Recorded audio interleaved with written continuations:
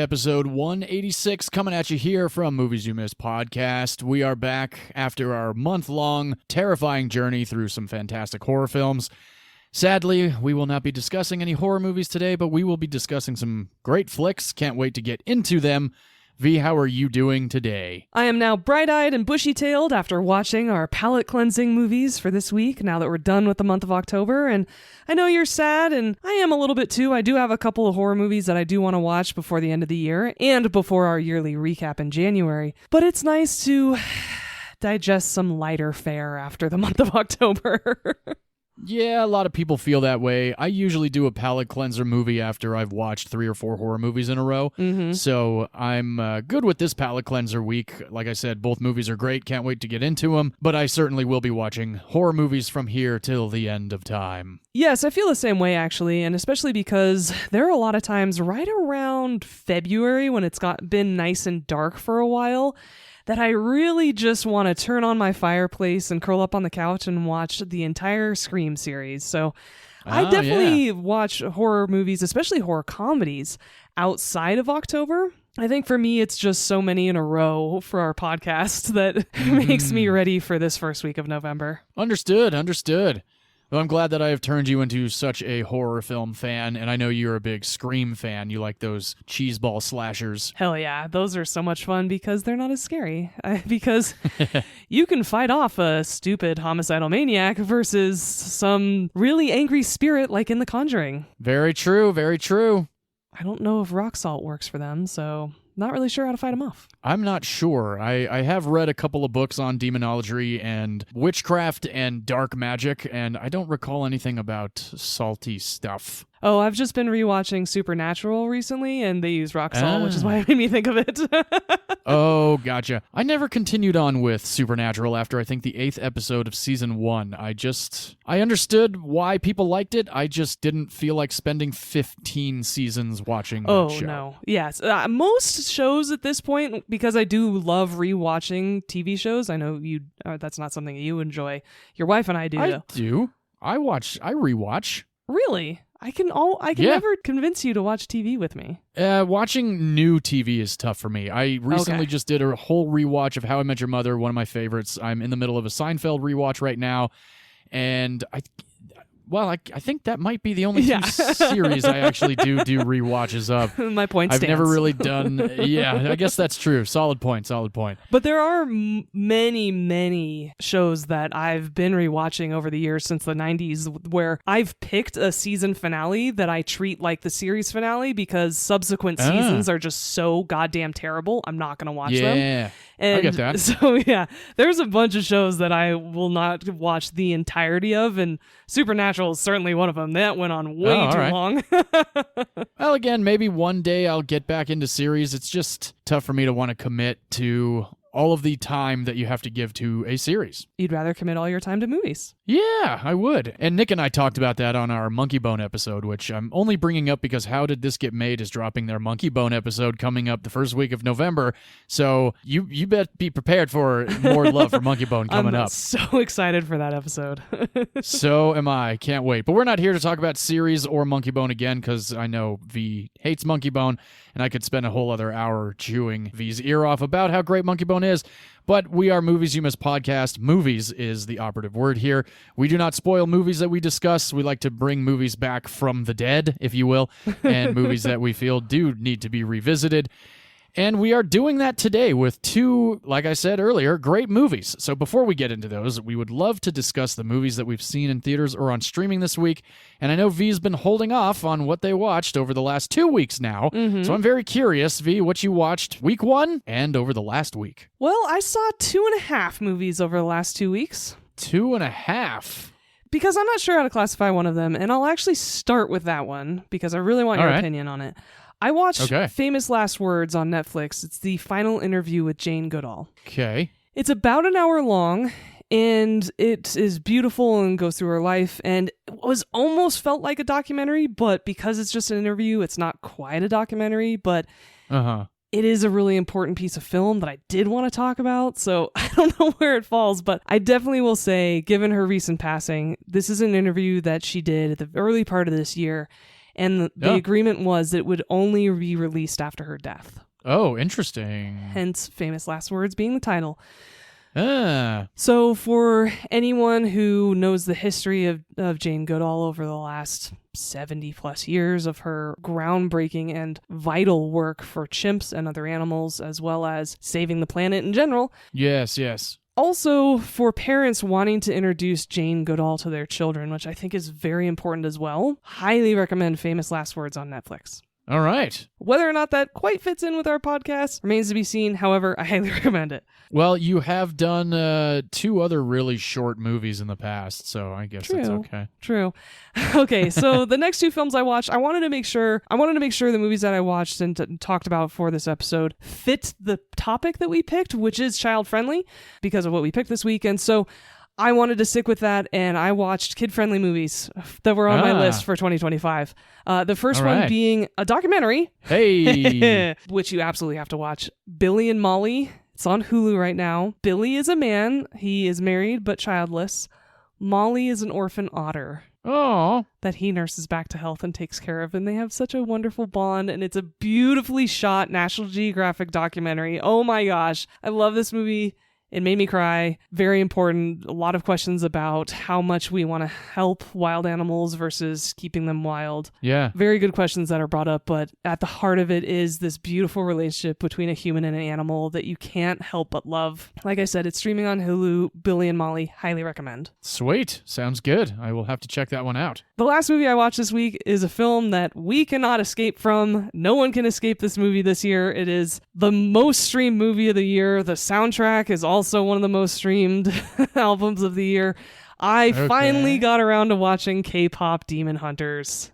Oh, all right. I texted my niece Ainsley about it before I pushed play on Netflix. Let her know. I'd asked her if she'd seen it before. She's like, yeah, I've watched it twice. I wanted to watch it again, too. And I'm like, yes, okay, sounds great. I watched it. It's a hell of a lot of fun. The animation is great. The soundtrack is even better. Oh, yeah. It's not a groundbreaking film in any way, shape, or form. And not by any means. I do think there are some better young adult movies that you and I have watched over the last couple of years, actually, that should get more hype than this one. But it has good messaging about accepting yourself, even if you're different, which I think is really great. And again, the soundtrack was a lot of fun, so I can't knock the film at all. The soundtrack is great. And so, give a little soda pop. And so that's the other film that I watched over the last week. Definitely awesome. Definitely recommend it if you have teenagers. Did you tell my wife that you finally watched it? No, I didn't yet. Oh my God, Amy, my wife has watched that movie 6 fucking times. Oh my God! Yeah, she's done watch parties with her friends in LA, and then she sat me down and watched it for, I think, her 6th time. She loves that movie. And of course, that's got to be a after record. Watching it, oh, I think it is. It absolutely would. Yeah, in the 10 years that we've been together, because every Halloween I try and get her to watch a certain horror movie that she likes, and then a lot of times we don't watch it, or around Christmas time, or just I think Harry Potter would be the other ones that she's seen so much of. But yeah, K-pop Demon Hunters completely overtook my wife's life for some time. Oh my gosh, I need to text her as soon as we're done recording. Yeah, you really do. What's wrong with me? Yeah, I don't know.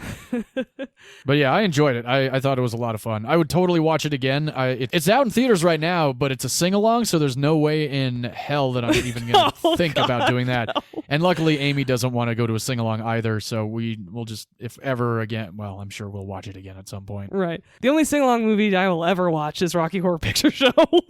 Yeah. So those are the movies that I watched. I had a lot of fun this week, and I'm glad I crossed off some kid-friendly movies from my list. So, John, what did you see over the last week? All right, buckle your seatbelts. I saw 5 new movies over this last week. Awesome. Yes, 2 of which are documentaries. Oh my God! I think I've got you up on... I think I've still got one up on you right now. How dare you? Yeah, it happens. But let's start with the one lose my title. I swear. Well, we'll see. We're getting to the end of the year. Okay, continue. 2 were in theaters, 3 were on streaming. I'll start with the one that I did not like very much, and that is Jeremy Allen White as Bruce Springsteen in Springsteen, Deliver Me From Nowhere. I really can't care about musical biopics anymore at all. Yeah, I can. Did you ever see A Complete Unknown? I did after You did. after the Oscars. It was good, but I was like, okay. I gotcha. All right. I really liked that movie, and it really made me want to discover some Bob Dylan, even though I had seen him in concert last summer, but he was just so awful that I literally could not understand a single word he was saying. Right. So I left that movie listening to a lot of Bob Dylan on my drive home, but after Springsteen ended, I just did not give anything. I couldn't care less, truthfully. It was I just took my reel down too on our Instagram because I gave it a B-. It's really a C- movie. Didn't care. There's a completely useless like love story added into the movie, and the one time where he actually really sings like Springsteen when he does Born to Run in the beginning of the movie was cool. But I'm going to tell you right now, if he wins an Oscar over Timothée Chalamet, I'm going to be so pissed. Yeah. So that was the one I enjoyed the least. I then watched another movie on streaming with Matthew McConaughey and America Ferrera, directed by Paul Greengrass. This is The Lost Bus. I haven't heard of that film. I heard about it one night when I was scrolling through Apple, and it actually ended up being in theaters here for a few weeks. I just didn't get around to seeing it in theaters. It's based on a true story of a bus driver, an elementary school bus driver, up in Northern California during the massive wildfires of 2018. And it was pretty good. There were some. I gotta think that some of these really eye-roll decisions were from Jason Blum because this was a Blumhouse produced movie, which was very strange to see. But McConaughey was good. America Ferrera was good. It's not fantastic, but it's a good movie. It's got a lot of very cool sequences and whatnot. I just didn't really feel very much at the edge of my seat about it. I would give this one like a C+. Okay. And then the other two movies I watched on streaming, they both were on Netflix, and one of them, well, they both were documentaries. Okay. Just rubbing that in your face again. The first one that actually, Amy and I watched both of them in succession. We watched one right after the other. We watched The Perfect Neighbor. Oh, God, I hear that movie's infuriating. It is pretty freaking insane. Big sucker punch to the gut watching that movie. Yeah, Perfect Neighbor. It's very well put together. It's mostly told through body cam footage, which is actually a really awesome way to tell this story. So highly recommend if you like true crime. I don't know if I can bring myself to watch that documentary just because I know how upset I'm going to be afterwards. I gotcha. The other one was also a true crime documentary. It was titled Aileen, the Queen of the Serial Killers. Oh, man. Okay. Yes, two true crime documentaries, like I said, back to back. And this one was based off of Aileen Wuornos, I think is her last name. Woodrose? Something like that. Something like that, yeah. Wuornos? Charlize Theron plays her in Monster that won her the Oscar. Wuornos, that's it. Thank you. Sorry, go ahead. No, it's fine. This was a very, very eye-opening documentary on her first confession of killing one of the people that she killed. And there's a lot of interviews with her and a lot of interviews with another movie producer, and it's pretty wild. Definitely worth a watch. Also streaming on Netflix. Aileen, Queen of the Serial Killers. Isn't it a question of whether or not she was sane? They dive into that for a minute, yeah. Okay, cool. I mean, that's good, is what I mean. I'm glad they explore that. Yeah, no, totally. And the last film I saw was in theaters over this last week. This is the new Yorgos Lanthimos directed, Jesse Plemons, Emma Stone starring Begonia. That movie looks wild. And that is certainly an adjective to use when explaining Begonia. I loved it so much. Yeah, so badass. Our listeners know I'm a big fan of Poor Things and Kinds of Kindness from last year, and I really loved Killing of a Sacred Deer. Yorgos Lanthimos, he finds some of the most off-the-wall screenplays and brings them to insane life. Highly recommend Begonia. Okay. Yeah, so that is what I saw over this last week. Great. Now I think it's time to jump into our theme for this week, which is live-action Disney movies. This is going to be interesting, and I'll bet you anything nobody knows what's coming. Well, except for the fact that it's in the description of the podcast episode, and we've posted about it on social media, and we talked about it in last week's episode. But other than that, nobody knows what's coming. There are about 180 live-action Disney movies to choose from, so... Actually, there are 244. Seriously? There are 244 live-action Disney movies. Now, Holy granted, shit. that was back when my movie came out. And now that it's 10 years later, there are probably closer to maybe 255? You think one a year? Min? I think it's going on about one a year now, yeah. I realized the number that I had in my head was from when my movie came out, which was 1996, and that was longer ago than I realized. Unfortunately, that's true. So with that, I might as well jump into the movie I picked this week, don't you think? I think you should. Fabulous. Well, I picked a movie from 1996, which means we are going in chronological order this week, which is fantastic.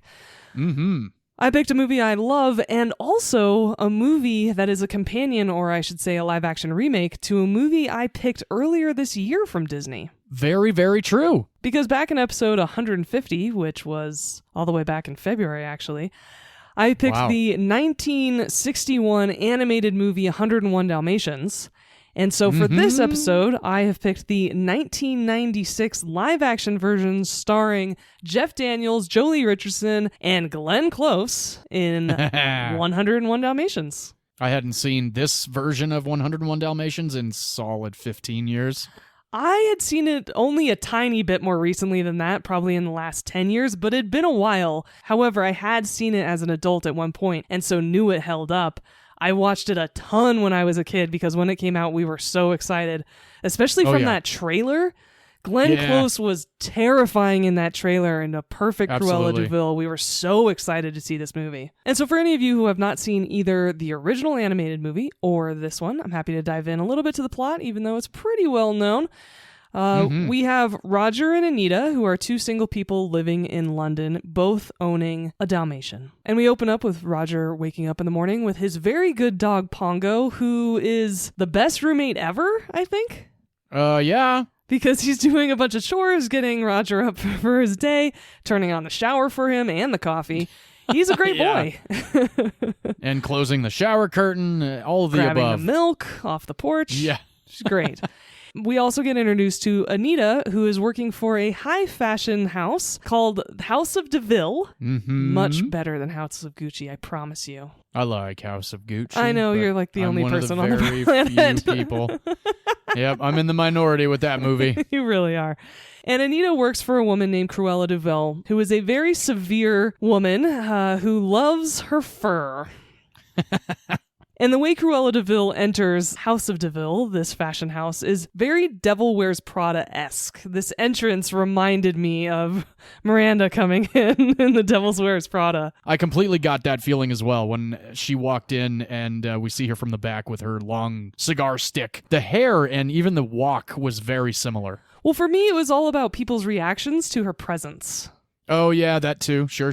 Especially her assistant, who just seems terrified all the time. That guy was great. Yes.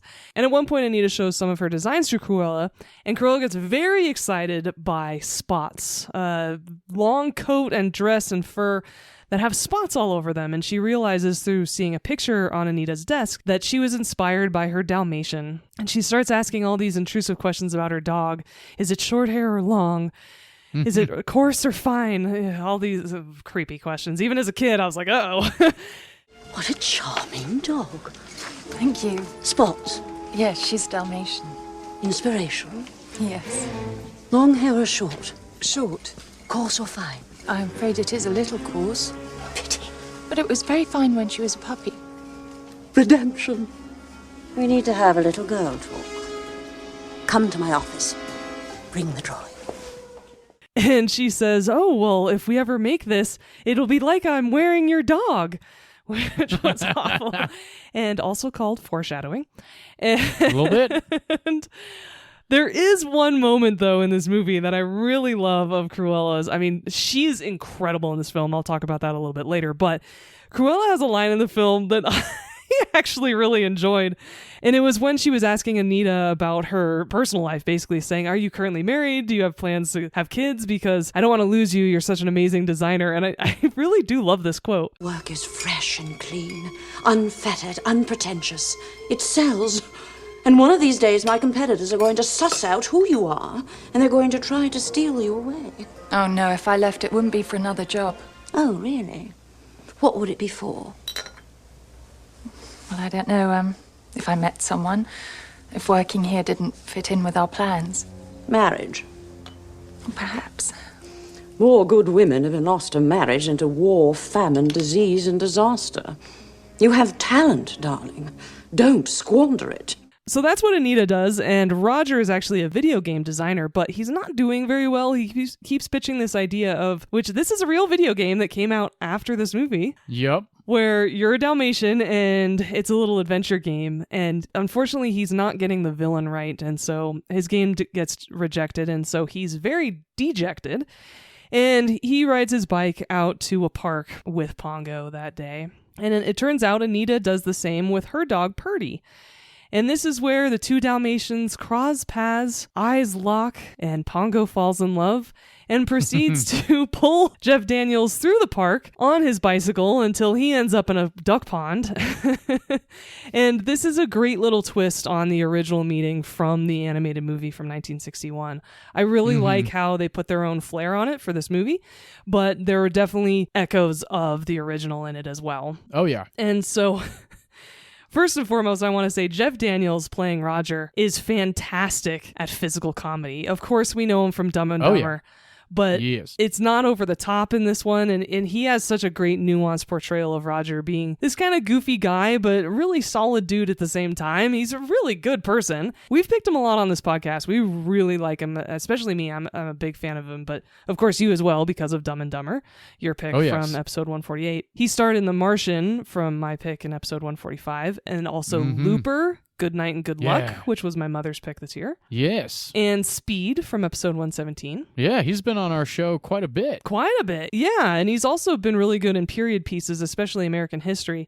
He was in Gods and Generals and Gettysburg. He was great in both. Yeah, I don't think I've actually seen Gettysburg, but I really do like Gods and Generals. Gettysburg is great, too. And then he was also in Pleasantville. He's also in another children's movie that I thought was really good with Anna Paquin. At least when I was a kid, I thought it was adorable. He's in Fly Away Home. Fly Away Home. Yeah, exactly. So he's wonderful in this film as well. And once he and Anita meet, like their dogs, they have a pretty instant attraction, and they end up spending a little more time together that evening. And all of a sudden, they're talking about marriage. And of course, it's a kids' movie. Of course, it's a Disney movie. We've got to move the plot along rather quickly. But my first thought was Frozen, with Elsa saying, "Totally, you can't marry him. You just met him." Yeah, 100%. And it's interesting how, well, we'll talk about that in a minute. Okay.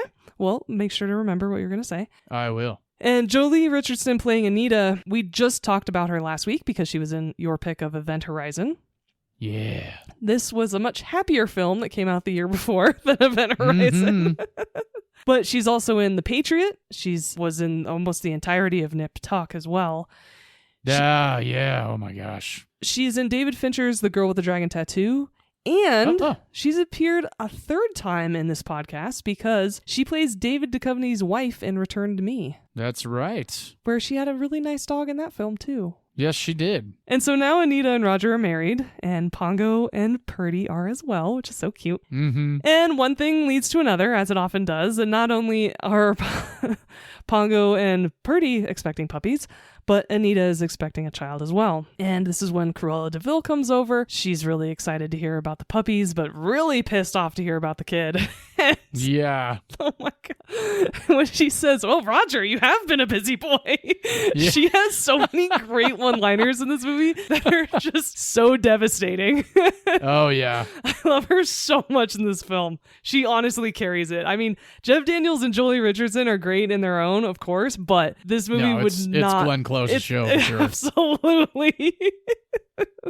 And so at this point, Cruella has been thinking more and more about Anita's design, and so she's very excited about these puppies.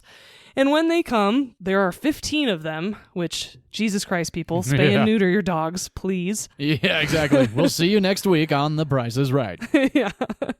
Bob Barker was an incredible advocate for animals and had decades of work with the SPCA. Big fan of that guy. And so Cruella de Vil comes back to their house once the puppies are born, and she's so excited until she sees them, and oh God, what horrible little white rats! I love that callback to the original, because unfortunately these puppies do not have spots yet. But Anita assures her, which I don't know why she does. She's way too nice in this movie. I get it, she's your boss, but still, come on girl, keep your mouth shut. And so Anita says, oh no, the spots will come in later. It's okay. And she's like, great, I'll take the lot now. Just throw them in a bag. Yeah. And they insist, Roger and Anita insist that they're not for sale. And that's when Cruella whips out her checkbook and starts offering them a lot of money. And Oh, yeah. it's £7,500 for all 15 puppies, which that was in 1996. So in today's money, that comes out to $23,600. Damn. Which, Yeah, I might be okay with some puppies. if I knew they were going to a good home and not Cruella de Vil, obviously Totally. I would. But 100%, yes. Roger and Anita have a sneaky suspicion that she's only going to have nefarious purposes for these dogs.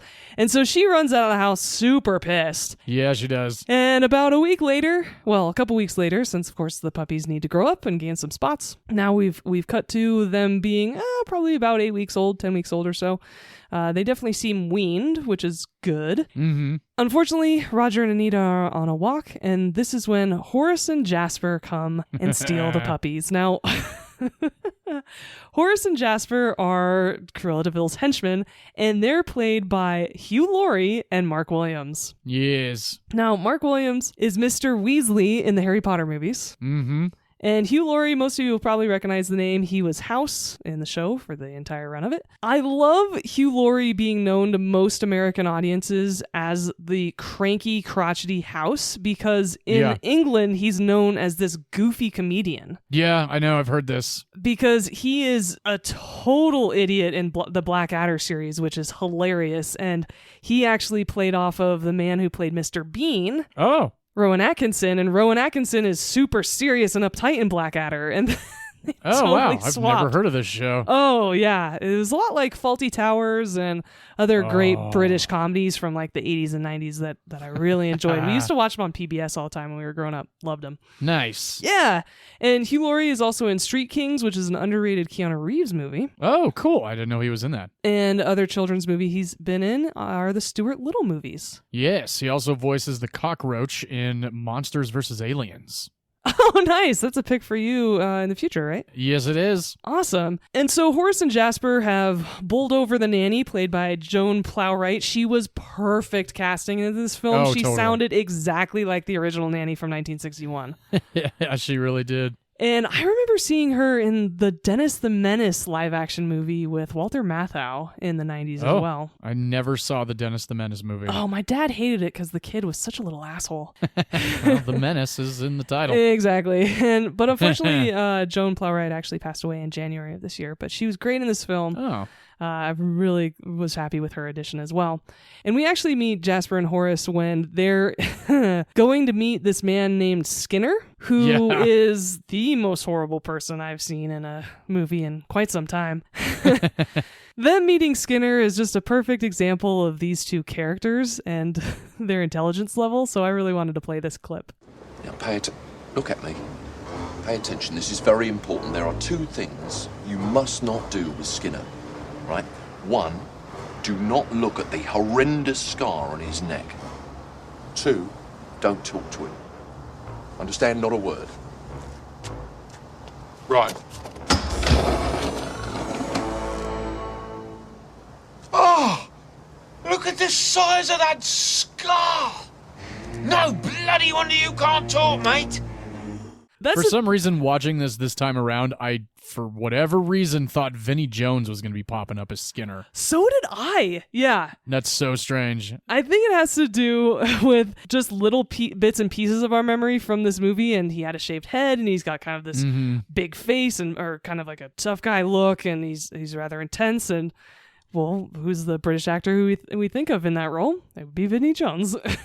Yes, it would. And he also doesn't speak in another movie we've seen, which is Gone in 60 Seconds. Oh, that might be why I don't... And he's named Sphinx in that movie instead of Skinner, so makes sense. And Horace and Jasper were actually based on Harry and Marv from Home Alone. Ah, okay. That's interesting you say that, because who wrote this 101 Dalmatians movie? John Hughes wrote this movie. Yeah, I did not know that until the credits started playing. And Me like, either. Wow, Yeah. I had no idea. Yeah, same. And I actually didn't know that John Hughes wrote as many movies as he did. I thought he was just a director, except for a couple of movies. I know that he wrote Christmas Vacation, The Original Vacation, and Home Alone movies because I've picked them. Yes. But he also wrote Mr. Mom, all of his movies from the 80s, The Breakfast Club, Weird Science, Ferris Bueller's Day Off, 16 Candles, etc. But he also wrote Planes, Trains, and Automobiles, Yep. Curly Sue, Beethoven, Dennis the Menace, funny enough, Ah. Miracle on 34th Street, Flubber with Robin Williams, Oh, yeah. and the Jennifer Lopez rom-com Made in Manhattan. He wrote Made in Manhattan? Yes, he did. Wow. Can you guess John Hughes' pseudonym when he was writing these scripts that were not his normal genre? I'm going to give you a couple hints. First and foremost, it's a character from, I believe it's your all-time favorite book. At least you've said to me it's one of your all-time favorites repeatedly. Oh. They Cloud Atlas? No, it's French. They came out with a French version of the story in movie form this year that you loved. He went by Alexander Dumas? He went by one of the characters in that story. Oh, in The Count of Monte Cristo? That's right. He went by Edmond Dantes, the main character in The Count of Monte Cristo. Oh, interesting. I had no idea. That's pretty cool. Yeah, very cool. Played by Jim Caviezel. In the worst adaptation ever made. Oh my gosh, I have to add that to movies we hate list. Yes. Yeah, you totally should. Even though I'm never going to watch it again. That's okay. You can just complain about it when I have it on the podcast. I'm sure you remember. No, I'll have to watch it again. I will. I will give it its due again, even though I know it's not going to be anywhere near as good as the new version that just came out. Why, thank you. I appreciate that. I'm sure you'll pick a movie I hate as well. And Yeah. 101 Dalmatians was actually based on a novel by Dodie Smith that came out in 1956. And there were a couple other nods to Disney movies, not only a hidden Mickey that is on one of their shelves in their house, but did you see what all the puppies were watching on the TV? I did, yeah. They were watching the Aristocats, one of my picks here at Movies You Missed. A movie you introduced me to this year. That's right. I still can't believe you hadn't seen it before. Well, the good thing is they're playing the absolute best scene in that movie. Yep. Okay, so now Horace and Jasper have stolen not only these puppies, but it turns out a whole lot more, because there are 99 puppies now at the DeVille Manor out on this creepy hill with this broke down mansion, because of course it is. And Horace and Jasper are holding down the fort while Cruella DeVille is scheduling Skinner to go up there and, well, do what they've been talking about. And since this is a Disney episode, maybe I shouldn't talk about it. Well, if nobody knows what their plan is, then they haven't seen the movie. But I imagine at this point, majority of the world has seen at least the original animated movie. Yes, and Cruella DeVille gives them suggestions on how they should deal with these puppies. Yeah, she does. And now that we have not only these 99 puppies, but also Pongo and Purdy, I'm curious who your favorite dog is in this movie. That's a tough one. All of them are just so adorable. And I remember seeing this movie in theaters and, of course, loving the movie because of all the dogs. And it does play to the original movie as well. But I think I really liked Dipstick and I really liked Lucky. I thought both of those pups were pretty awesome. Those were my favorites too. Yeah, all right. There you go. Yeah. I just like Dipstick and the tail is black. His tail's so cute. Awesome. And then Yeah. Lucky as well as Whizzer both have the all black ears, which I absolutely Yeah. love. Whizzer. That whole giving them the collar scene was pretty funny. It was adorable. And so now, for the rest of the movie, Cruella DeVille and all her evil assistants are working on taking 99 puppies and turning them into a coat.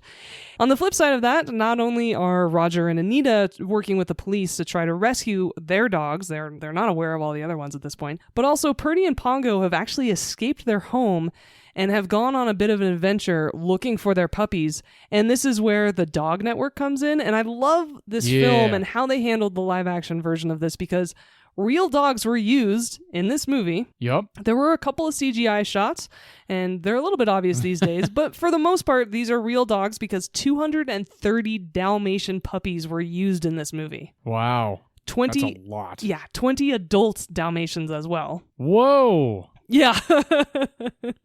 But they handled it so well because being a live action movie, none of the animals talk, unlike the original animated film.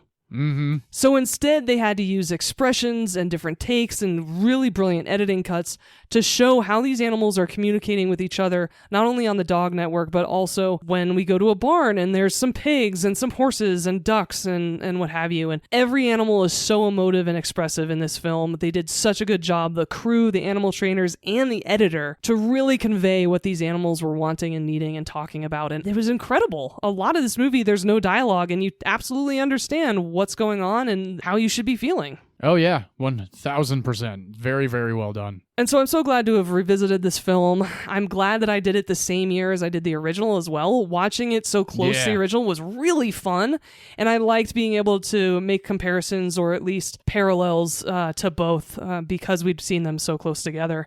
And they're very different in their own right, though, and both are great in their own ways. I love Glenn. Like I said, Glenn Close steals the show. I'm glad you agree. Her lines are hilarious. There are a lot of really funny lines in this movie. Oh, yeah. Especially when she's fighting with a raccoon who has stolen her hat. And at one point she says, "Give me the hat or you'll become a hat." So yes, I love this film. She actually appeared in one of my earlier picks from this year in a very small role. It was also a kid's movie. It actually, we talked about it only a couple of months ago, because she plays the gutless pirate in Hook.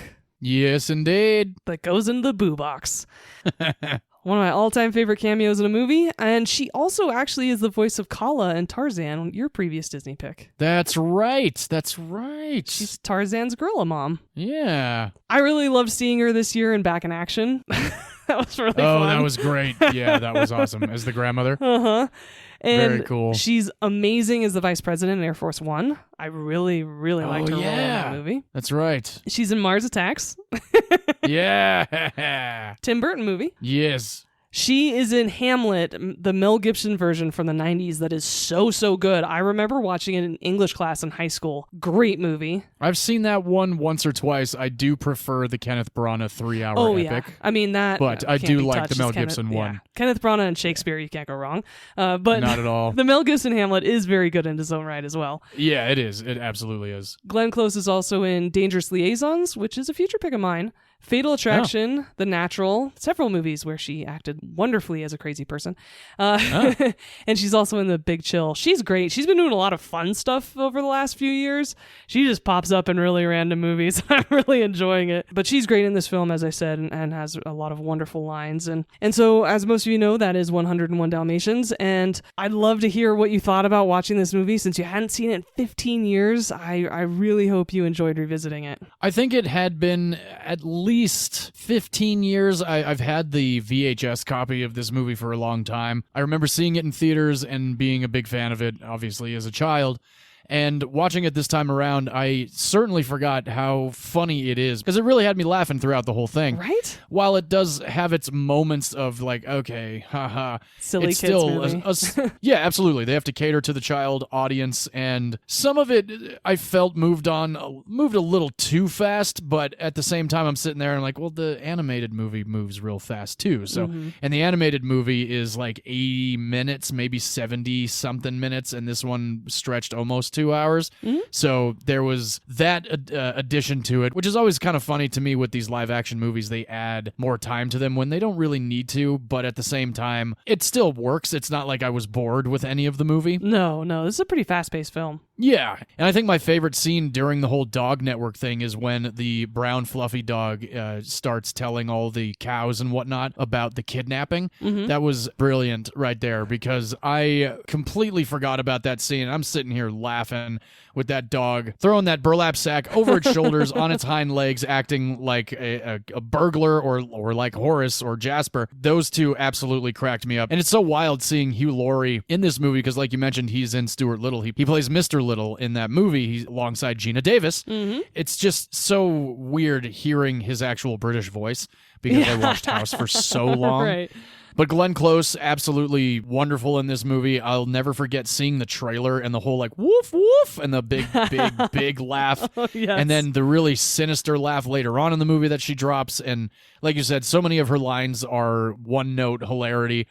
and the production design of the movie's great. I'm so glad that they found the Cruella de Vil car. I will say, though, that I was a little disappointed watching it this time around that there wasn't the big car chase that I was hoping for, but we got that in Cruella, where Emma Stone plays Cruella, so that is fine. But overall, I really enjoyed it, and it was an absolutely great revisit and likely to be added to my rewatch list for who knows how long now. I'm so glad to hear that. Yeah, great movie. Good pick. Thank you so much. I appreciate that. And I think it paired well with yours this week as well, given they are both remakes of classic Disney films. And the nice thing is there is a bit of trivia for this remake.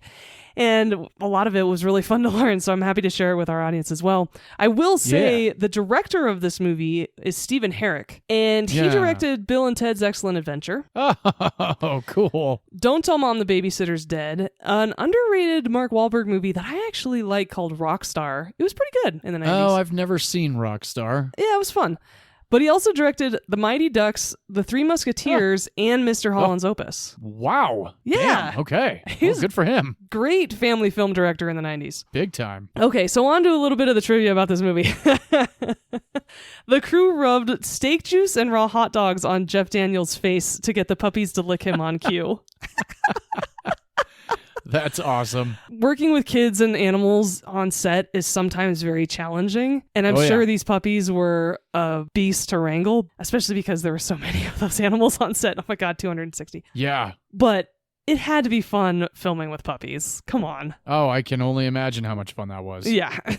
I've done a couple of Hallmark movies in the past where they were talking dog movies, and we had mini golden retrievers and whatnot, and they were always so much fun to just hang out with. Yeah, you worked on some pretty terrible Lifetime Christmas movies, but at least there were dogs in them. Yep, there were dogs, and that was the saving grace. Yeah. But yeah, like I said, 250 Dalmatians on this set, let alone all of the other animals. Jesus Christ. And Jeff Daniels said that on more than one occasion, he would hear this authoritative voice on set yelling out, "Sit!" And he would immediately sit. And then the director would go, "Not you, Jeff." That's great. Which is true. When you hear a commanding voice on set yelling an order, you're going to do it. You pretty much do it, yeah. It's some weird, sense that we have on set. It's like, oh, shit. Yeah. It is some authoritative hierarchy that we've learned being in the film industry, and everybody does whenever you're in the film industry and have been on a couple of different sets. There is this hierarchy, and if you hear someone giving a command, you're going to listen no matter who it was. Oh, yeah. So, yeah, I felt the same. And beyond some of the other call-outs that I've already mentioned about Disney movies, when Pongo is barking out his call to the dog network, the dog telegraph, there's a big cityscape view of London, including Big Ben. Yes. Well, the second star to the right is very visible in that scene. Oh, lovely. Yeah. I did not notice that, unfortunately. I hadn't noticed it either, so I'm excited to see it the next time I watch this movie. Definitely. So more about Glenn Close, because like I said, and you said, she steals the show. Oh, yeah. First and foremost, she insisted all of her costumes were made from fake fur. Oh, good. Thank you for not going method on that, Glenn. Yeah. She also refused to smoke, so it was herbal cigarettes that were in her long, pointy, creepy, awful cigarette holder. Perfect. But when she appeared on set as Cruella in the full wig, makeup, and costume, several of the dogs, especially the one playing Purdy, kept trying to escape from set because they were scared of her, which was so sweet. Puppy. Yeah. But the elaborate costumes were actually really intense. Not only did they take weeks and weeks to design, but also hours of fittings. She had to wear a corset despite the fact she had a 21-inch waist at the time. Oh, wow. Jeez. Many times she would feel faint in her costumes because they were so tight, and she wasn't able to sit down because the costumes were as tight as they were. Jeez, no, thank you. So she was a real trooper. Everybody said she didn't complain, but she definitely had to dedicate a lot of time and energy in order to bring this character to live action. Hell yeah. But she initially rejected this role. Really? There were scheduling conflicts. She was in the musical Sunset Boulevard on Broadway. And the producers then offered the role to Sigourney Weaver.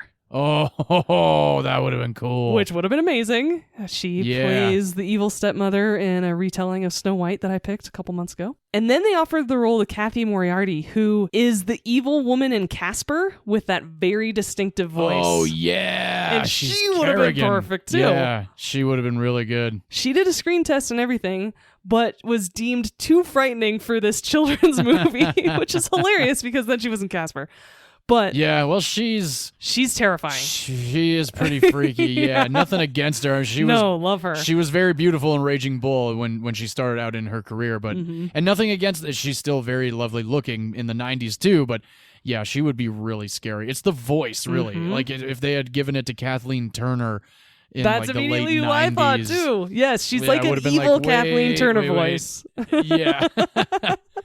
I'd be wearing your dog. And it wouldn't really fit the Cruella aspect, because even in the animated version, she's got this like falsetto to her voice that's like in a very strange way somewhat soothing. It's kind of like Jafar. Like Jafar's voice is like, oh, this is kind of a nice voice. But then, of course, he's the bad guy, so it's got to be some sort of brooding freakiness.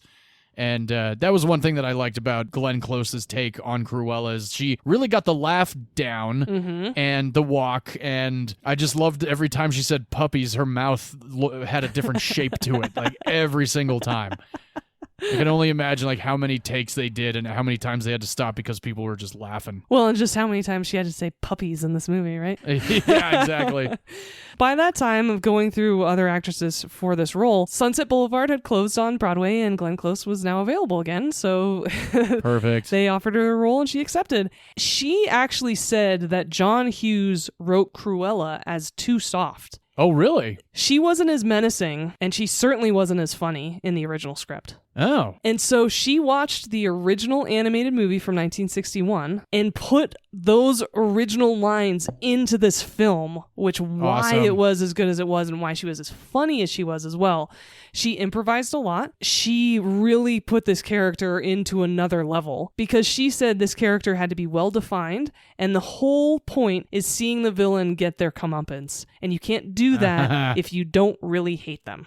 Yeah, that's true. Very solid. And so I'm so happy that John Hughes, not only as the writer and producer, was willing to let her improvise and also bring some extra lines on, but just gave her that breathing room to make this character her own, because, God, she did such a good job. Definitely. And speaking of her smoking, it was one of the last Disney films to ever feature visible on-screen cigarette smoking, because Disney banned it officially in 2007 for all of their films. Wow. Well, there you go. Which I never knew that was an official policy that they implemented. I don't know if I talked about it being banned in 2007, but I know that Atlantis was one of the last animated movies to feature smoking. Yes, that's right. You had mentioned that in that episode. Yes. And this was the 160th live-action film produced by Disney. The budget was $75 million.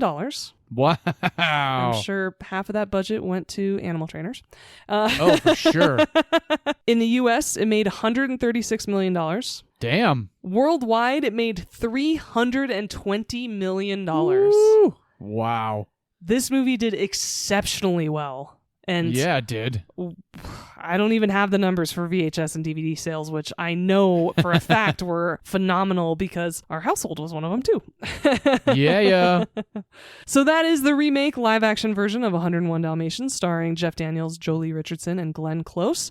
Of course, you can stream it on Disney Plus if you have a subscription, or rent it. And now it sounds like you're going to want to own a DVD version of this movie. I likely would get it on DVD if I saw it somewhere and it was decently priced. I can't imagine it being any more than a couple bucks at this point. Yeah, me either. But yeah, it'd be a fun one to have in my collection.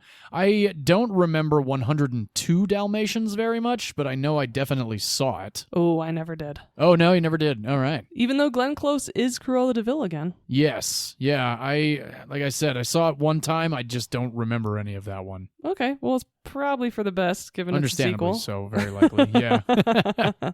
So that is 101 Dalmatians, and now I think it's time to move on to John's live-action Disney pick of the week. All right, let's do it. Let's fast forward to the year 2015, 65 years after the original animated version came out. This film, I love quite a bit. This is starring Lily James Kate Blanchett, Richard Madden, Helena Bonham Carter, Stellan Skarsgård, Sophie McShera, Holiday Granger, and Derek Jacobi. This is Cinderella, the live-action version. Yes. Not the one from 1960. Now, if you have seen the original Cinderella, what can I tell you that's any different from this version and the animated version? Literally nothing. But let's break down the story anyway. Cinderella centers on a young girl named Ella. She lives in a lovely cottage-type castle, which actually was modeled after the Cinderella's castle at Walt Disney World for this movie. I love this manor so much and just want to live there. Yeah, it's very, very lovely. Ella lives there with her father and her mother. Her mother actually played by Haley Atwell. Yes, who I thought was Sienna Miller almost the entire time she was on screen. Oh, really? She looks like Sienna Miller in Stardust. She actually does, yeah, with the blonde hair and everything. Yeah, totally when I didn't watched the recognize her credits for of a this while. movie, I was like, Haley Atwell, who the flip? And then I found out that she was her mother. Right? Yeah, and this is actually the only time in a Cinderella story from Disney that we see her mother, because in the original Cinderella, her mother has already passed on, and the evil stepmother has already moved in with Anastasia and Drizella. These... Drizella is not a very flattering name, but Anastasia is, and I always love how Kate Blanchett says in this movie, Anastasia. Yes. So let me break down this Cinderella version. Like I said, there's really nothing very different from the animated version, except for the fact that we do meet Ella's mother, and we learned that her name is actually Ella, not Cinderella. We find out she gets her name Cinderella later on in the movie, which we will talk about in just a few minutes. So Ella's mom, unfortunately, does pass away, and her father decides that he is going to remarry, and her father's played by Ben Chaplin. If you don't know him by name, he's been in a bunch of stuff. He's in The Thin Red Line. He was just in September 5 with Peter Skarsgård. He was in Murder by Numbers and Truth About Cats and Dogs with Janine Garofalo and Uma Thurman back in the 90s. Where I've seen him. I remember that film. Yes. Weird film. I remember liking that movie, but it was a weird one. Yeah, it was like an early Catfishing. podcast type of a movie or something like that. Yeah, there was catfishing going on. That's right. Yeah. Because Janine Garofalo had... Anyway, we're not here to talk about Truth About Cats and Dogs. Anyway, suffice to say, Ben Chaplin plays Ella's father. He asks Ella if it's okay with her if he finds happiness again. And he has heard of this Duchess, this woman that just lost her husband. She's got 2 daughters, and she will now have 2 sisters. Of course, these women move in, and of course, they are the evil stepmother. That's all we really get for Kate Blanchett's character is stepmother, except for the time she tells Ella to call her madam, which always makes my skin crawl. Love to hate Kate Blanchett in this movie, Yes. 1000%. And, oh my gosh, her costumes are so amazing. She looks so great in green in this movie. That was one of my main notes is the costumes, specifically Kate Blanchett's. Her dresses are Oh, yeah. incredible. The first one, when she's walking up the stairs of the manor, takes my breath away. Oh, yeah. Oh, absolutely gorgeous, beautiful, stunning, and just evil enough. Yeah. And of course, she brings her cat, Lucifer, who is a big, gray, stumbly kitty. Persian. Very handsome cat. With Is it a Persian? squish face. Persian blue? Skirt. Oh, okay. I was going to say Persian blue because I know there's the Russian blue, which my cat Tokyo was a Russian blue. Mm-hmm. But anyway, Anastasia and Drizella also move in, and just like the animated version, they are just these 2 uppity, dumb little... I can't say the word, but they they think they walk on water, as does the evil stepmother, played by Kate Blanchett.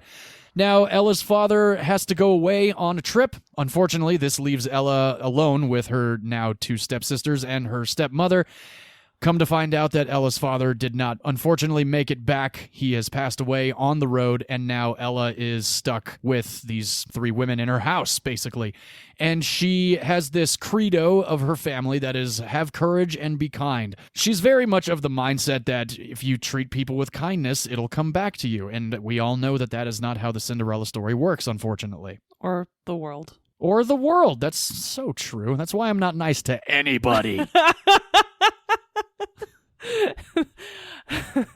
I'm nice to my pets and my wife. And Vee every now and then. Can confirm. And now we are along for the unfortunate ride while Ella has to pick up all of the slack around the house because not only is her father gone, they don't have any money to pay the cooks and the farmhands and anybody to do the laundry. Now Ella has been told by her stepmother that she is the one to do this. Also, one thing that really pissed me off early on in this movie is when they first move these girls in and Ella's like, oh, well, I have the biggest room next to my father, so maybe the girls can share my room and I can move into, and stepmother's like, the attic. It's like, whoa, what? And then, of course, Ella, just the sweetheart that she is, makes the best of it. We also have Jacques the mouse and Gus the mouse and a couple other little mouse mices running around the manor as well. And that's another thing that's great about this movie, similar to 101 Dalmatians, is that these animals don't talk. They're not anthropomorphic like they were in the original animated film. Well, actually, anthropomorphic means that they have human attributes, and given the gestures that all of the animals have in both my movie and yours, technically they are, even though they don't talk. Oh, all right. Well, there you go. Because these mice do end up helping Ella out in the future, so I guess there is a little bit of that going on. Well, also, thank you for taking the opportunity to say one of my favorite words. Oh, yes, of course. You can be kind! One day, Ella has just had enough and decides to get on her horse and bounce the F out of that place and just go riding in the country. And this is where she meets Kit, played by Richard Madden.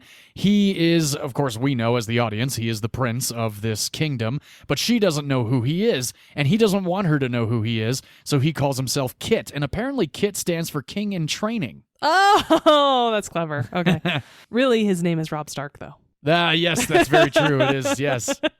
So now Kit and Ella have met, and of course it is basically love at first sight, and they are completely down with each other, if you will. Kit is really hopped up on the fact that he is completely fallen in love. Similar to any other movie like this where the prince is trying to find a wife, he's got to find a woman with dowry and all this kind of stuff, and his father, played by Ben Jacobi, we find out that the king has, in the past, he married his wife based on love and not over the fact that she didn't have any dowry or anything like that. I wouldn't say this version of Cinderella is particularly hilarious, but there are a lot of really good, very entertaining moments. And what's very strange to me is I've been watching this movie for 10 years. I love this movie. And Chris Weitz is the writer of this movie. And if you don't know him by name, he wrote the original American Pie series. So whoa, that's different. It was very, very strange having him write a Disney movie, especially Cinderella. And I actually did not mention, but we did briefly just a few minutes ago when we were talking about Hamlet, Kenneth Branagh directed this version of Cinderella. Mm-hmm. And he directed it magnificently. This movie is gorgeously shot. The soundtrack is amazing. Cast is just top-notch. And, of course, Lily James plays Ella.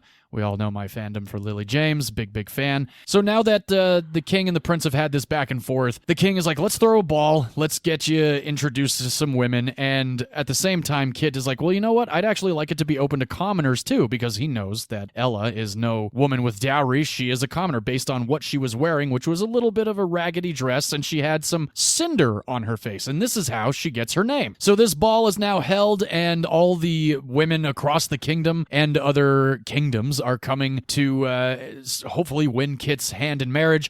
On top of the wicked stepmother and her two stupid daughters are also hoping to get in with this because this stepmother is completely hell-bent on getting one of these girls married off so that she can live the lap of luxury that she used to live before. And what's really twisted, is similar to the animated version, is that the wicked stepmother has locked Ella away in the attic of her house and has basically told her that there's no way in God's green earth that you're going to this ball. And luckily, this is when the fairy godmother shows up, played very adorably by Helena Bonham Carter. It's such a... Certainly her brightest role I think I've ever seen. Ever. Especially... the blonde hair and the dress, and I love the whole... the Harry Potter series and Sweeney Todd and everything else. It's just so Bellatrix wild Lestrange. that she's actually properly lit in this film. Yeah. But the Which is funny because she was in The King's Speech years ago, but that movie was lit very dark, and it was a time... it was a period piece movie, so there wasn't a whole lot of brightness going on in that movie. But I remember seeing this movie the first time like 10 years ago, because we're 10 years from when it came out, and I remember thinking, and I've always found Helena Bonham Carter oddly attractive. And I think majority of the world feels that way. Yeah. Especially in Fight Club and even as Bellatrix Lestrange with her crazy hair and her nails and everything. But she just looks so gorgeous as the fairy godmother in this movie. That's so funny you say that because I don't think she looked like herself at all. Oh, no, I don't. It's in the face, but I think the hair And the fake everything teeth? else and the fake teeth. Oh, totally. Yeah, I noticed the teeth actually more this time around. And I started thinking about J.K. Simmons and how he messed up his teeth. And I went down a weird rabbit hole while I was watching this movie. I had to rewind it a few minutes. But either way, for the rest of the movie, after the fairy godmother shows up and does the whole pumpkin thing and before midnight, we're along for the ride to see if Ella is in fact going to be able to get to the ball and win Kit's heart and live happily ever after. So that is the breakdown of Cinderella, directed by Kenneth Branagh, written by Chris White, starring the magnificent Lily James. I actually did not see this movie in theaters. I was very disappointed when I did see it that I had not seen it in theaters because it came out right around the time that my wife moved in with me, and she told me how big a fan she was of this movie. This movie came out a year after Maleficent, which I also at the time had not seen because I was very much on this whole mindset of there's no need for live action Disney movies. But I'm going to tell you right now, I think this is the best one that has been produced at Disney. This is absolutely fantastic from beginning to end. While I do love Maleficent, I think this one outshines it because of so many different reasons. Beautifully shot, beautifully acted, beautifully directed, and the soundtrack. I love the soundtrack to this movie. And at the end credits, we get Lily James singing A Dream is a Wish Your Heart Makes, which is amazing, and Helena Bonham Carter singing Bibbidi Bobbidi Boo. So that is Cinderella, and V, I don't know when you last watched this movie, but I've watched this movie probably once a year for the last 10 years. I'm just a big fan, and my wife is also a major fan of it too. And when I watched it the other day and it ended, she came in and was like, "Oh, you already watched it?" I said, "I'll watch it again." But she was like, no, I don't want to have you watch it again. I'm like, I'll watch it again. But anyway, V, what did you think of Cinderella this time around? First and foremost, I won't stand for the Jungle Book live-action erasure that you just did, because... Well, I do love the Jungle Book very much. I really, really do. But there's something about this one, and maybe it is my love for Lily James, but I think just overall as a movie as a whole, it didn't shy away from anything. It just works. And not that the Jungle Book doesn't. It really does. And the kid that played Mowgli was amazing. The CGI in the Jungle Book is fantastic, but this one really grabbed me quite a bit, and I'm just a big fan of it. I've only ever seen this movie one other time. My father introduced me to it back in 2017 or something. We watched it together at my parents' house, so that was the only other time I've ever seen it. And I didn't really remember many of my feelings about the film itself. I just remembered I didn't hate it, so I was like, yeah, sure, I'll of course watch it again for the podcast, and had a pretty open mind about it. And again, like I said, I loved the costumes, especially Cate Blanchett. She was really good casting as the Wicked Stepmother. Good God, is she menacing. And yes. I hate bullies so much, and they're so awful to her. Yeah, they are. And the supporting cast is great. Stellan Skarsgård's in this movie. Not so Anzi, as you said, and he was in Game of Thrones too, which was really fun to see him again. And Derek Jacobi, he was in Gladiator, actually. He's the main senator who works with Russell Crowe. That's right. He plays Gracchus. And then the funny thing is, Skinner in my movie, played by John Shrapnel, he's in Gladiator as a senator playing Gaius, who is more buddies with Joaquin Phoenix's character. So that was kind of funny that there's a little bit of connection there. Yeah. The funny thing is, when Helena Bonham Carter showed up, first of all, is the old woman in that disguise. She looks like Tracy Ullman. She totally does look like Tracy Ullman. Yeah, when she's that like statue come to life, 1000%. And then when she's got the blonde hair and she's the fairy godmother, she looks like Emilia Clarke. She kind of does look like Emilia Clarke. Daenerys from Game of Thrones. There's like some very strange Game of Thrones action going on in Cinderella. There really is. The only thing I can think of with glass slippers, whenever I watch whatever version of Cinderella that I do watch, the only thing I can think of is, God, you're going to sweat in those shoes. But I was a bit disappointed that it was a fake CGI dress. I remember that was a big deal when the movie came out. That blue dress... Not a fake CGI dress. Yes, it is. Except for close-ups. She's wearing a blue dress at close-ups, but any wide shots, that's a CGI dress. There was a big deal about it when the movie came out. It's very obvious now. And I was just so disappointed because they could have just made a gorgeous dress. Obviously, the costume designer was very good, but they wanted it flowing in a certain way, so it was CGI'd, and that was pretty disappointing. I'm not sure where you're getting your information because the information I have, there's no... Granted, when she becomes Cinderella in the blue dress, that's CGI, but they made 8 different dresses for this movie with 10,000 Swarovski crystals all over the dress. So there's 8 physical dresses that they made for this movie. The final vibrant saturated blue was added to the dress in post-production. Okay, sure, but So- the dress... They CGI'd a lot of the look of this dress. And when her fairy godmother is dressing her in that and she goes through that transformation, that's completely CGI, yes. But there are several scenes in this movie where that dress is fully visual effects. There are dresses that she does wear for the close-up shots, but like I said, the wide shots, that's visual effects. Okay... Well, let's just keep talking because you're not going to be happy with the rest of this either. Watching this movie as a whole, I'm really sorry to say, but it did not grab me at all. I don't think they had any chemistry whatsoever. I didn't like that everybody was very one note and one dimensional because the evil stepmother, she's like, "Why are you doing this to me?" "Well, because you're just so nice." And that was it. And I'm like, what kind of answer is that? And I kept going back to the movie Ever After because there were better explanations. The character of Cinderella was much richer and more interesting. Angelica Houston playing the evil stepmother had real reasons, and she was a complex character as well. And so this movie fell really, really flat for me. I was really disappointed, honestly, because I just thought it was very thin in terms of plot and character development. It was really too bad. I definitely prefer Ever After way more than this film. I did really like the father-son scenes between Kit and the King. I thought those were very sweet, and there were some really good emotional undertones there. And so I thought those two men played off each other very well. I do not think Kit and Cinderella had any chemistry whatsoever. I'm going to say this, and you're going to hate me, but I actually don't think Lily James is a very good actress.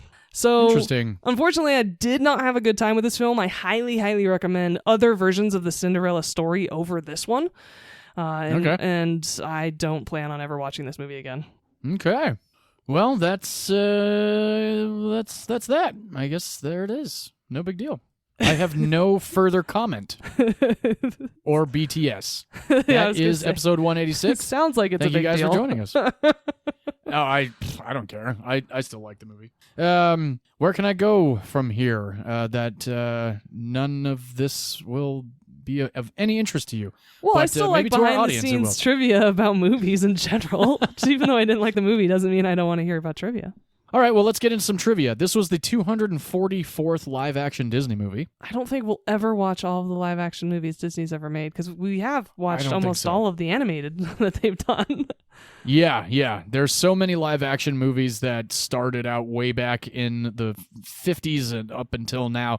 Granted, there's 244 of them. Well, there's more than that now because we have so many live-action adaptations. We have Aladdin. We are going to have a Moana live adaptation. We have the Lilo and Stitch live adaptation. Mulan. Blah, blah, blah, blah, blah. Well, the crazy thing is that Disney is well known. You automatically think of animated movies when you think of Disney. And in fact, they've made several times the amount of live-action movies that they have animated.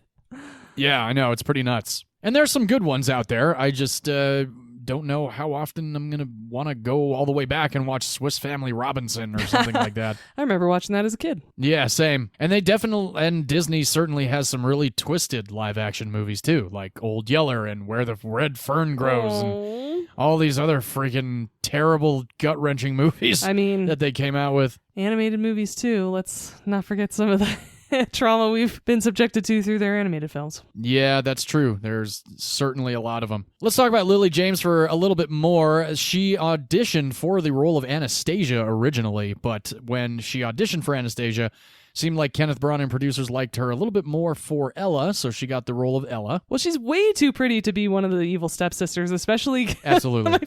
I think my favorite scene of the whole movie is when they're all hanging out in the little tea room, solarium, whatever the heck you call it, and one of the sisters is trying to draw, and the other one's trying to sing, and they're so terrible. And I was legitimately laughing at it. I'm like, how do you even do a take with a straight face when she's belting that out? Yeah, and at the end, Blanchette's like, do shut up. Yeah, I love that so much. It's like, oh, it's one of my best drawings, and it's basically like the Napoleon Dynamite drawing of that girl that he tries to impress. Awful. It's He's a shading liger on her upper lip. That's what that reminded me of completely when she was trying to Absolutely. draw her mom. It's like, oh gosh.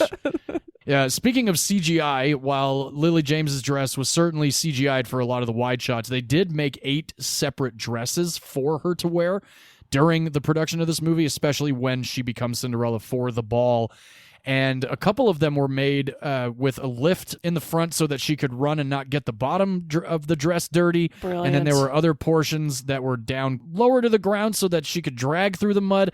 It just seemed like a whole freaking crazy process to get these dresses made. In the process of making these dresses, they used 270 yards of fabric, which ended up being over 2 miles of hem for just the blue dresses alone. Oh my gosh. Yeah, and on top of that, of course, Anastasia and Drizella also wear insane dresses, and especially the ones that they wear when they go to the ball are just like, they look like they went to the junkyard and like just added Coke bottle caps or some stuff all over them. Well, they just look like they rolled around in some very bright fabric and pinned it to themselves. They're such a mess. Absolutely. Whereas Cate Blanchett, her hair is perfect. Oh, yeah, yeah. Her makeup is stunning.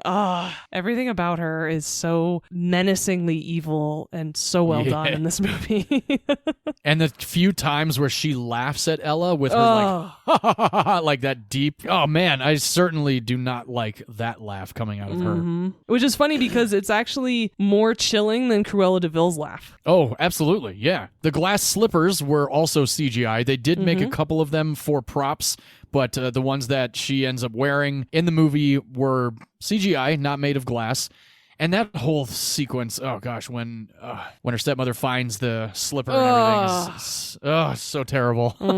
And yeah, that whole moment is like, why are you so cruel? She goes, because you're so innocent and nice, and you haven't seen the world like I have, and all this just madness, just completely throwing her anger at somebody else because the world has not worked out the way she wanted it to. Well, and here's the thing, and that was actually one of my problems with that scene, is that bullies or evil people who are like that always have a justification for their behavior. They don't truly believe that they're evil.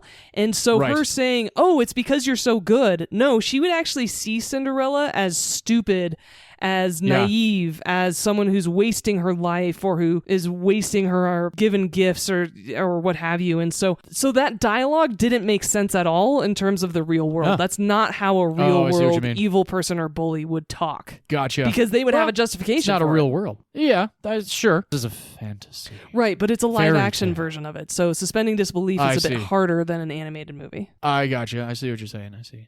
Now, that blue dress that we were talking about, the famous blue dress when she becomes the Cinderella going out on the town, they used 10,000 Swarovski crystals throughout her hair and all over the dress. So every time the light hits it, it certainly does shimmer very nicely. All I want to know is what happened to those dresses after the filming of this movie. Oh, they burned them.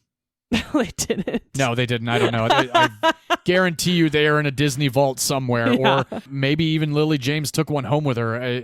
If I were in any movie like this, if I were playing Kit, I would totally ask for some of the costumes to be taken with. Now, granted, a lot of times costume designers do not want to do that, especially because they spend a lot of money making these things. Because my friend Whitney is a costume designer. I wonder how often she keeps we need to ask any her. of the costumes. Yeah, I definitely have to ask her. Because even in the past, like when I would finish up NCS Los Angeles, New Girl, on wrap-out days, we were always told to go to wardrobe because they're going to be giving all this stuff back to Goodwill. And I would get new pants and new shirts and new belts and all this kind of stuff. So I imagine there was some sort of quote-unquote auction at the end of making Cinderella for people to take a lot of the costumes home. So I would love to see Cate Blanchett show up in that green one at the Oscars sometime. Yeah, right. So that was pretty cool about the Swarovski crystals.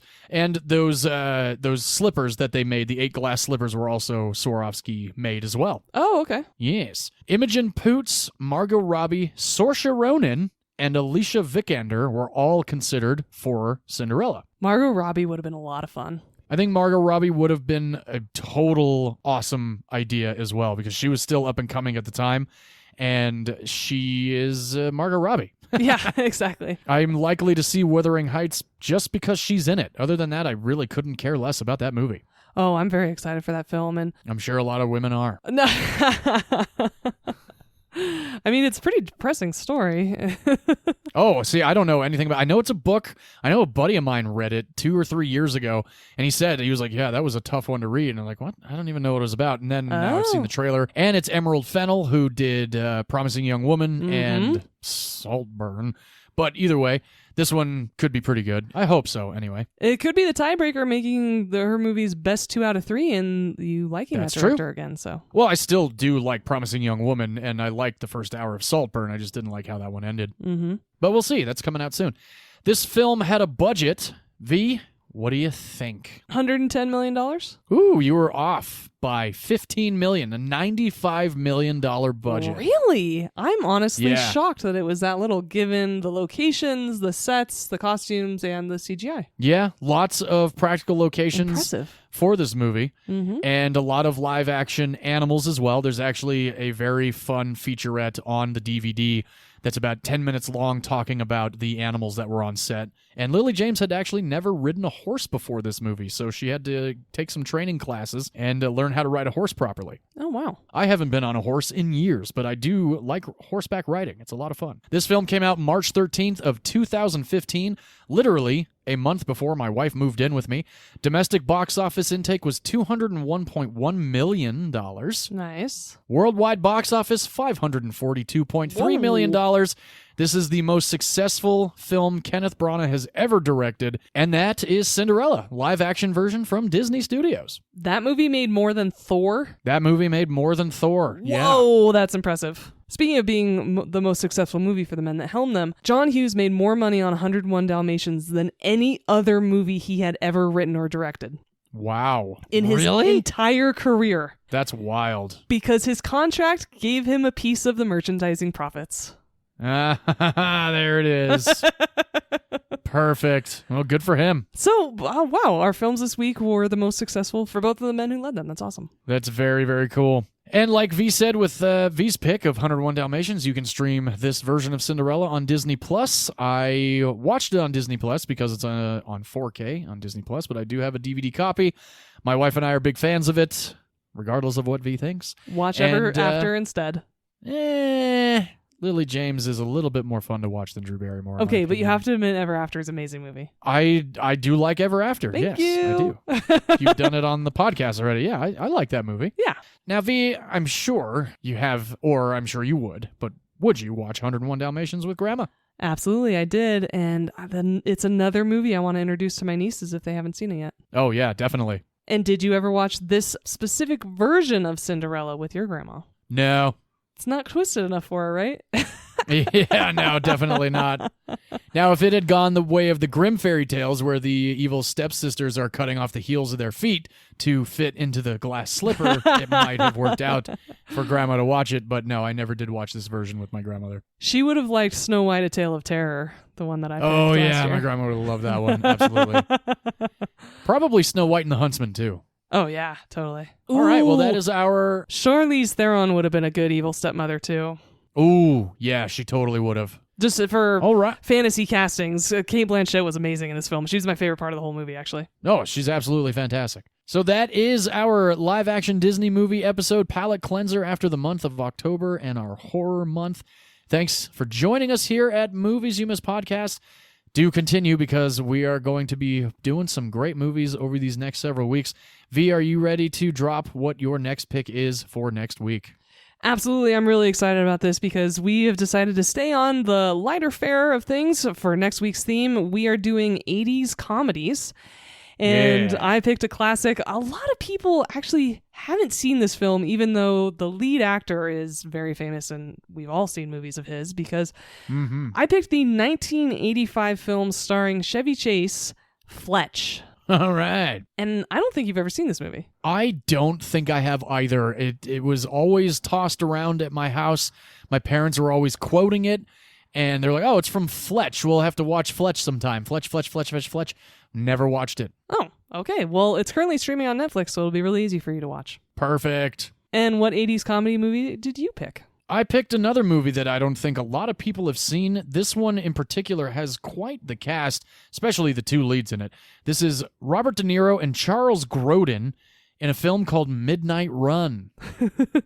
a movie I only saw for the first time last year. Oh, sweet. I have not watched it in about 10 years, but I've seen it 3 or 4 different times. My dad turned me on to this movie when I was about 15, and we watched it a couple times together. And if anybody out there wants to follow along with us, it's also streaming on Netflix. I will watch my DVD copy. Perfect. Yeah. Thanks again for joining us here at Movies You Miss Podcast, everybody. Please do rate, review, subscribe, follow us on all social media. Hope you had a safe Halloween. And here at Movies You Miss Podcast, we love to close out with film as a form of art, and in art, all opinions are valid. Except if you think. Screenwriters can't be successful in multiple genres. Hey, all right. I like it. Given the 2 writers of our 2 films this week have proven that point. Yes. I learned a lot from both of these writers this week. That was great. Yeah, totally. Same. All right, everybody. We will see you next week. Cheers, everybody. Bye-bye.